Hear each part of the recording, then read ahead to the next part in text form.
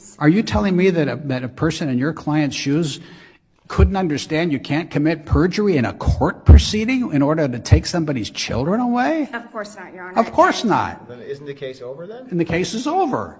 Because, Costanich is distinguishable in my view. How in the world Costanich deals with a secondary, foster care? That's a whole strange thing. It's not a person's real child. even if Costanich And guardian's the same thing.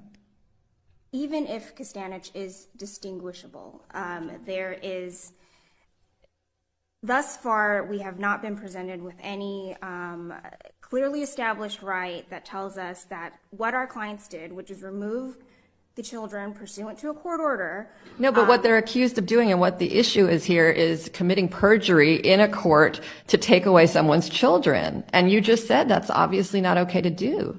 According to our moral compass and our ethical guidelines, but what we're here to decide is the constitutionality of it, and we look to the courts.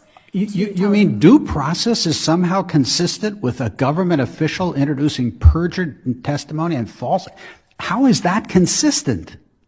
I mean, I hate to get pumped up about this, but I'm just staggered by the claim that people in the shoes of your clients wouldn't be on notice that you can't use perjury and false evidence to take away somebody's children. That to me is mind-boggling.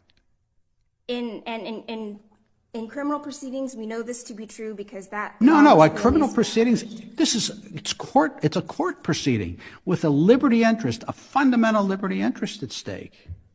And on the reverse side, the state. And you're telling us that these officials who do this all the time couldn't be on notice that you can't commit perjury and put in false evidence. I understand broadly the principle that common sense tells us that lying is wrong and lying to. Yeah, but it's more than common sense. We're not using common sense. We're using the statutes, for example, against this kind of behavior. I was not presented, I have not been seeing any federal law, case law, or law that tells me that in this situation that we were faced in, which is what we have to look at. Say your clients hired 6 people to be actors and to go into court and say, we're neighbors and we saw all this terrible stuff. And then your clients presented those witnesses in court.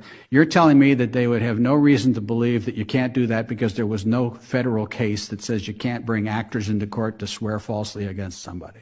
But again, here we're appealing to sort of a broader definition of what is a clearly established right. I mean, we have to find the clearly established right in the context that our social workers were presented with, which was they were faced with a court order. You know, again, I can't even believe for a microsecond that a case where